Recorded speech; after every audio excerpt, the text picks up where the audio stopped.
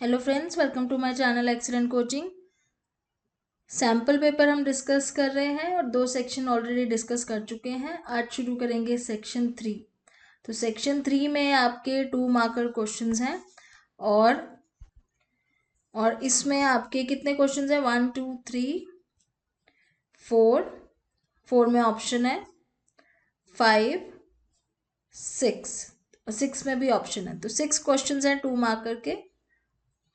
तो सेक्शन 3 शुरू करते हैं। फर्स्ट क्वेश्चन है, distinguish between social pressures and social stress. तो सोशल प्रेशर और सोशल स्ट्रेस के बीच में आपने डिस्टिंग्विश करना है, डिफरेंसेस लिखने हैं। तो स्ट्रेस वाले चैप्टर में से है ये, जहाँ पे हमने ये पढ़ा था कि सोशल प्रेशर कब होता है, जब लोग हमारे ऊपर किसी चीज़ का प्रेशर डालते हैं और उसकी वजह से इंटरनली हमें बहुत ज़्यादा प्रेशराइज फील होता है। तो मतलब सोशल प्रेशर में क्या होता है, that it is brought about from people. दूसरे लोगों की डिमांड्स की वजह से हमारे को अंदर से प्रेशर फील होता है, और जब हम उनके साथ काम करते हैं स्पेशली तब, और जिनके साथ हमें इंटरपर्सनल प्रॉब्लम्स भी होती हैं, तो उससे हमें बहुत ज़्यादा प्रेशर अंदर से फील होता है, वो स्ट्रेस क्रिएट करता है। सोशल स्ट्रेस जबकि क्या होता है, एक्सटर्नल होता है।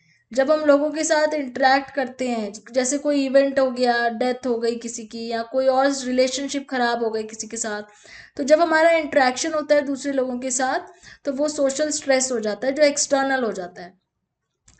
तो ये इसमें डिफरेंसेस आपने लिखने, क्योंकि ये 2 मार्क्स का ही है, तो इसमें आपको जस्ट थोड़ा सा 2-3 लाइंस ही मेंशन करनी है एक एक चीज़ के बारे में, ज़्यादा बड़ा आंसर नहीं बनेगा। फिर है next question 18, Fatima is experiencing generalized anxiety disorder. Enumerate any 2 causes with reference to diathesis stress model which may have led to the disorder। तो यहाँ पे हमने डायथीसिस स्ट्रेस मॉडल डिस्कस करना है। तो पहली बात तो ये कि यहाँ पे ये बता रहे हैं कि उसको जर्नलाइज्ड एंजाइटी डिसऑर्डर हो रहा है। तो आपको ही पता होना चाहिए ये कौन सा डिसऑर्डर होता है, जब वो हमें बहुत ज़्यादा एंजाइटी होती है, बहुत प्रोलॉन्ग्ड एंजाइटी होती है, जिसके पीछे कोई रीज़न नहीं होता है, बहुत टेंशन होती है। और ये क्यों हो रहा है, क्योंकि ये कह रहे हैं यहाँ पे आप डायथीसिस स्ट्रेस मॉडल को रिलेट करके डिस्कस करो।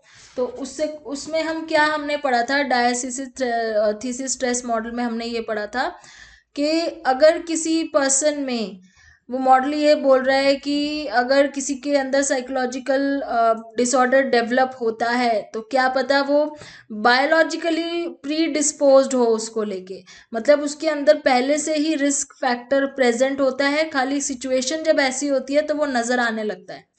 तो diathesis stress model states that psychological disorders develop when a diathesis is set off. Diathesis क्या है यहाँ पे, जो बायोलॉजिकल प्री डिस्पोजिशन है, मतलब अगर हमारे अंदर कोई ऐसी चीज़ पहले से प्रेजेंट है जिसको थोड़ा सा भी अगर स्ट्रेसफुल एनवायरनमेंट मिलेगा तो वो एकदम से बहुत ज़्यादा कंडीशन खराब कर देगी।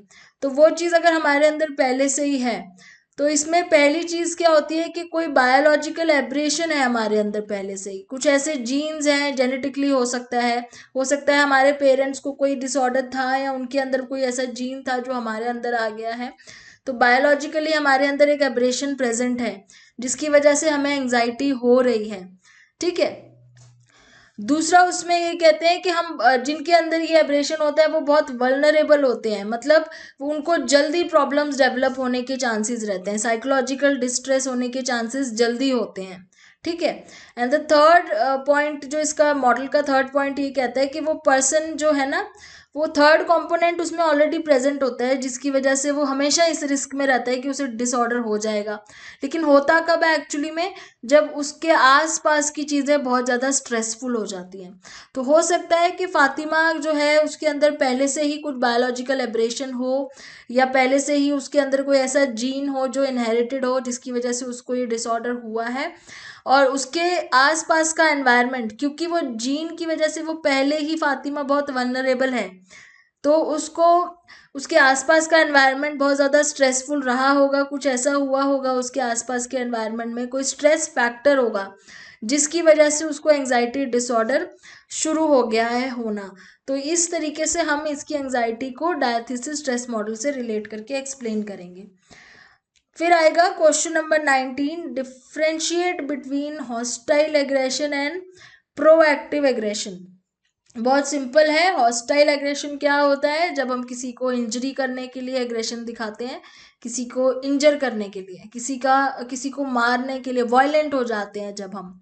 एंड प्रोएक्टिव एग्रेशन कब होता है? जब हम किसी को डोमिनेट करते हैं या किसी को बुली करते हैं, सामने वाले ने हमें कोई कुछ भी प्रोवोक नहीं किया है, हम रिएक्ट नहीं कर रहे हैं, हम एक्ट कर रहे हैं, मतलब बिना किसी के कुछ कहे हम एग्रेशन उसको दिखाने की कोशिश कर रहे हैं, डोमिनेट करके या उसको बुली करके। तो ये दोनों डिफरेंसेस आएंगे इसमें। नेक्स्ट क्वेश्चन है, what our life skills?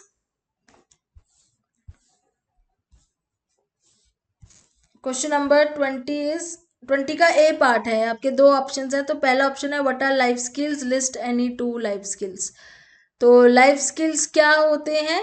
Life skills वो एबिलिटीज होती हैं जिससे हम अपने बिहेवियर को पॉजिटिव कर सकते हैं, अपने लाइफ को और ज़्यादा बेटर बना सकते हैं, अपनी प्रॉब्लम्स के साथ इफेक्टिवली डील कर सकते हैं, अपने चैलेंजेस को ओवरकम कर सकते हैं। तो अगर हम अपने आप को इन लाइफ अपने लाइफ को मीनिंगफुल बनाना चाहते हैं या अपने आप को सक्सेसफुल देखना चाहते हैं, सेटिस्फाइड देखना चाहते हैं लाइफ में, तो हमारे अंदर ये लाइफ स्किल्स होने ज़रूरी हैं। जैसे टाइम मैनेजमेंट एक लाइफ स्किल है, रैशनल थिंकिंग एक लाइफ स्किल है, हैबिट जो होती हैं, हेल्पफुल हैबिट हो गई या हेल्दी हैबिट्स हो गई, ये लाइफ स्किल्स में आता है। और असर्टिवनेस एक लाइफ स्किल होता है। तो ये सारी चीज़ें हमारे अंदर होंगी तो ऑटोमेटिकली हमारे ये लाइफ के स्किल्स होते हैं, एक्चुअली लाइफ जीने के स्किल्स होते हैं जिससे आप अपनी लाइफ को और बेटर कर सकते हो। तो it is a journal question, अगर आप बुक से नहीं भी करोगे तो यह आंसर आपका ऐसे भी बन सकता है। नेक्स्ट जो सेकंड ऑप्शन है, अगेन वो भी बहुत ईजी है, what is psycho neuro immunology? तो साइको न्यूरो इम्यूनोलॉजी हमने ये पढ़ा था 11th में भी, इसके बारे में हमने कहीं ना कहीं डिस्कस करा था। इस पर्टिकुलर ब्रांच में क्या होता है, हमारे माइंड, हमारे ब्रेन और इम्यून सिस्टम को आपस में रिलेट करके पढ़ा जाता है कि किस तरीके से हम अपने माइंड के थ्रू और अपने ब्रेन के फंक्शन एक्टिविटीज़ के थ्रू अपने इम्यून सिस्टम को और बेटर बना सकते हैं। तो ये साइको इम्यूनोलॉजी की एक न्यूरो इम्यूनोलॉजी की एक ब्रांच होती है साइकोलॉजी में। तो इसी में ये भी देखा जाता है कि किस तरीके से जो स्ट्रेस है वो हमारे इम्यून सिस्टम को वीक कर देता है, क्योंकि स्ट्रेस जो है वो मेंटली हम स्ट्रेस क्या है, मेंटल प्रोसेस है, लेकिन वो हमारे इम्यून सिस्टम को, जो कि एक फिजियोलॉजिकल प्रोसेस है, उसको वीक कर देता है। तो ये इसी चीज़ में हम पढ़ते हैं कि ऐसा क्या क्यों होता है और कैसे होता है। तो यहाँ पे आपने इतना ही बताना है। नेक्स्ट क्वेश्चन है, व्हाट इज ग्रुप पोलराइजेशन? तो ग्रुप पोलराइजेशन क्या होता है? ग्रुप पोलराइजेशन में क्या होता है कि जब एक ग्रुप एक साथ मिलके कोई डिसीजन लेते हैं तो वो बहुत ही एक्सट्रीम डिसीजन लेते हैं, वो बीच का रास्ता नहीं चुनते हैं, क्योंकि सब लोगों की थिंकिंग एक साथ मिल जाती है। तो या तो वो एक्सट्रीम पॉजिटिव सोचते हैं किसी के लिए या बिल्कुल ही एक्सट्रीम नेगेटिव सोचते हैं। तो जैसे कुछ डिसाइड करना होता है कि अब हमें इस सिचुएशन में क्या करना चाहिए, तो या तो वो बिल्कुल ही वायलेंट हो जाएंगे कि जाओ सारे मिलके प्रोटेस्ट करके तोड़ दो सब चीज़ें, या वो बिल्कुल ही वो हो जाएंगे कि हमें कुछ नहीं करना चाहिए। तो जब हम एक्सट्रीम सोचते हैं ग्रुप में बैठ के, तो हम एक पर्टिकुलर डिस्कशन में एक्सट्रीम डिसीजंस लेते हैं, उसको बोलते हैं ग्रुप पोलराइजेशन। ये आपको मिलेगा चैप्टर 7 में, ग्रुप पोलराइजेशन का। नेक्स्ट क्वेश्चन है, a client experiences irrational thoughts that are self-defeating in nature. Suggest a suitable therapy that will help him/her to reduce his distress. Also provide the rationale for selecting this therapy. तो कोई client है जिसको irrational thoughts आ रहे हैं, irrational मतलब वो rationally नहीं सोच पा रहा है, उल्टे सीधे थॉट्स आ रहे हैं उसको। तो अगर आपके थॉट्स रैशनल नहीं है तो उसको रैशनल करने के लिए सबसे अच्छी थेरेपी कौन सी होती है? कॉग्निटिव थेरेपी होती है। कॉग्निटिव थेरेपी में बहुत सारे टाइप्स होते हैं जो आपके थॉट्स को रैशनलाइज करने के लिए यूज़ होते हैं। तो मेजर जो थेरेपी की जो आ जाएगी यहाँ पे कॉन्सेप्ट आ जाएगा कि कॉग्निटिव थेरेपी हमें यूज़ करनी चाहिए, क्योंकि कॉग्निटिव रीस्ट्रक्चरिंग करनी है, आपके इरैशनल थॉट्स को रैशनल थॉट्स में बदलना है, इसलिए कॉग्निटिव थेरेपी यहाँ पे यूज़ करी जाएगी। आप उसमें बेशक एग्जाम्पल भी लिख सकते हो कि रैशनल इमोटिव थेरेपी यूज़ कर सकते हैं, इस तरह से एग्जाम्पल्स के साथ भी आप उसमें बता सकते हो। इसी का दूसरा ऑप्शन है, analyse the chief benefit of the client in both behaviour and humanistic therapies. तो क्लाइंट को क्या बेनिफिट है दोनों थेरेपीज में, चाहे वो बिहेवियरल हो चाहे वो ह्यूमनिस्टिक हो। क्लाइंट का क्या फ़ायदा होता है बिहेवियरल थेरेपी में, उसके फॉल्टी बिहेवियर चेंज हो जाते हैं, उसके बिहेवियर को हम मॉडिफाई कर सकते हैं पनिशमेंट्स का यूज़ करके। पनिशमेंट्स तो नहीं करेंगे, रीइंफोर्समेंट्स का, चाहे वो पॉजिटिव हो चाहे नेगेटिव हो। तो बिहेवियर चेंज किया जा सकता है, मॉडिफाई किया जा सकता है। ह्यूमनिस्टिक थेरेपी में क्या होता है कि हम उसको पर्सनल ग्रोथ के लिए मोटिवेट कर सकते हैं, क्योंकि ह्यूमनिस्टिक थेरेपी जो है ह्यूमनिस्टिक अप्रोच के ऊपर बेस्ड है, जिसमें कहा जाता है कि कोई भी ह्यूमन नेगेटिव नहीं होता है, सबके अंदर फ्री विल होता है अपने आप को सेल्फ एक्चुअलाइज करने का। तो उस केस में वो उस पर्सन को हम ग्रो करने का चांस दे सकते हैं ह्यूमनिस्टिक थेरेपी में, अपने आप को समझने का, अपनी एस्पिरेशंस को अचीव करने का। तो उसका पर्सनल ग्रोथ होने का बहुत ज़्यादा चांसेस होता है। तो ये दोनों बेनिफिट्स होते हैं। अब आपका सेक्शन 4 भी देख लेते हैं, क्योंकि इसमें सिर्फ 3 क्वेश्चंस हैं, तीसरे वाले में ऑप्शन है। तो सेक्शन 4 3 मार्क्स का है। 3 मार्क्स मतलब आपको थोड़ा सा इसमें ज़्यादा लिखना होगा 2 मार्क्स से। अगर आप 2 मार्क्स में 3-4 लाइन्स लिख रहे हो तो 3 मार्कर में आपको कम से कम 5-6 लाइन्स लिखनी होती हैं। तो इसका पहला क्वेश्चन ये है कि Ananya is a good dancer who is well adjusted in school as she cooperates with her teachers and classmates in all school related activities. She is also liked by friends and family. Identify and explain the type of intelligence that Ananya is exhibiting. तो इसमें types of intelligences लिखा है, ये चीज ध्यान देने वाली है। ये बहुत सारे इंटेलिजेंसेस पूछ रहे हैं, ये जरूर क्वेश्चन जब भी आप पढ़ो ये बहुत ध्यान देना है आपने कि वो क्या पूछ रहे हैं। कोई एक टाइप की इंटेलिजेंस नहीं पूछ रहे हैं, बहुत सारी टाइप की इंटेलिजेंस पूछ रहे हैं। डांसर है तो कौन सी इंटेलिजेंस आ जाएगी, बॉडीली काइनेस्थेटिक वाली आ जाएगी, कि अपनी बॉडी का कंट्रोल उसके ऊपर बहुत अच्छा है। ठीक है, फिर उसके बाद वेल एडजस्टेड इन स्कूल है, क्योंकि वो अपने वो कॉपरेट करती है अपने फ्रेंड्स और टीचर्स के साथ। तो उसकी इमोशनल इंटेलिजेंस बहुत अच्छी है, जिसको आप इंटरपर्सनल भी कहते हो।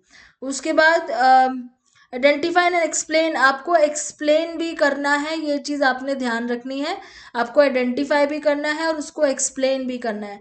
तो एक तो डांसर की वजह से आप काइनेस्थेटिक, बॉडीली काइनेस्थेटिक बोलोगे। यहाँ पे एकेडमिक्स की कोई ऐसी सच बात नहीं हुई है, तो हम उसमें नहीं जाएंगे, आईक्यू में नहीं जाएंगे। लेकिन यहाँ पे रिलेशनशिप्स की बात हो रही है कि रिलेशनशिप्स बहुत अच्छे हैं सबके साथ, हेल्प करती है सबको, तो हम जाएंगे इमोशनल इंटरपर्सनल इंटेलिजेंस में। तो आपको इन दोनों को एक्सप्लेन भी करना होगा, क्योंकि ये 3 मार्कर क्वेश्चन है। तो जस्ट आइडेंटिफाई नहीं करोगे, आप एक्सप्लेन भी करोगे। नेक्स्ट है what is a trait, describe kettles trait theory. तो ट्रेट क्या होता है, हमने जो पर्सनालिटी थ्योरीज पढ़ी है उसमें कैटल की ट्रेट थ्योरी भी पढ़ी है। ट्रेट एक तरीके से वो होते हैं, पर्सनालिटी के ही कंपोनेंट्स होते हैं ट्रेट्स, और जिसमें हमने 2 टाइप पढ़ा था, सोर्स और सरफेस ट्रेट्स। तो ट्रेट्स आपकी पर्सनालिटी के ही पार्ट्स होते हैं, या फिर आप उसको बिल्डिंग ब्लॉक्स लिख सकते हो।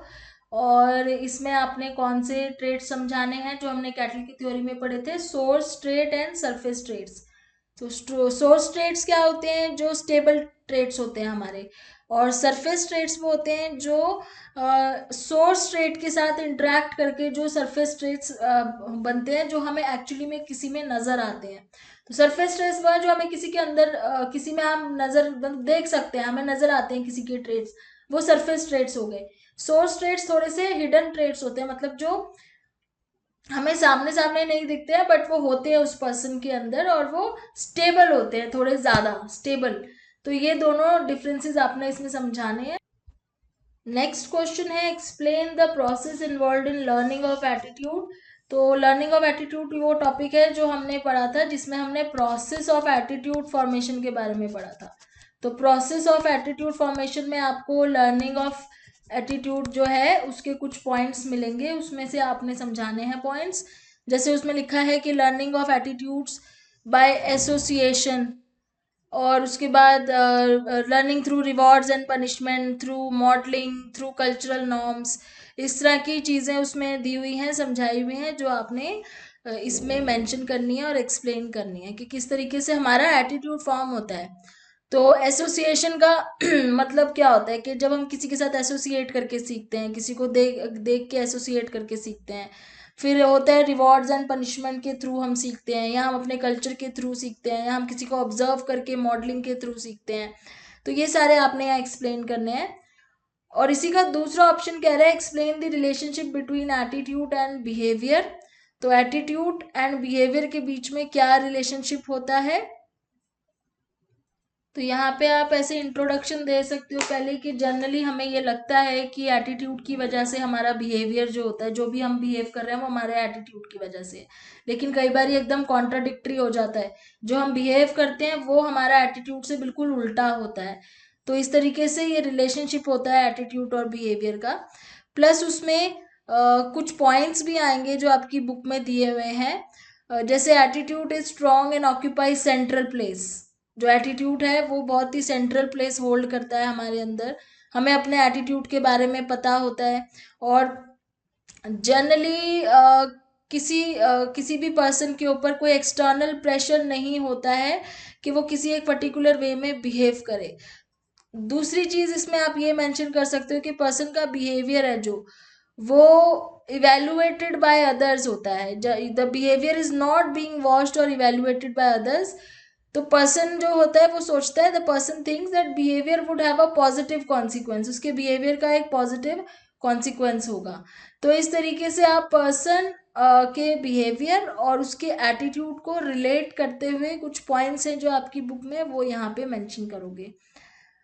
नाउ सेक्शन 5 जो है आपका वो 4 मार्क्स का है, जिसमें आपके कुछ क्वेश्चंस हैं, जैसे कि 26 से स्टार्ट हो रहा है। 1 2 3 4 क्वेश्चंस है 4 मार्क्स के। And then you have section 6 जो लास्ट में है आपका, सेक्शन 6 जिसमें 6 मार्कर क्वेश्चंस हैं। तो ये थोड़े से लॉन्ग क्वेश्चंस हैं, इसमें आपको डिटेल ज़्यादा लिखनी होती है, एक्सप्लेनेशन ज़्यादा देनी होती है।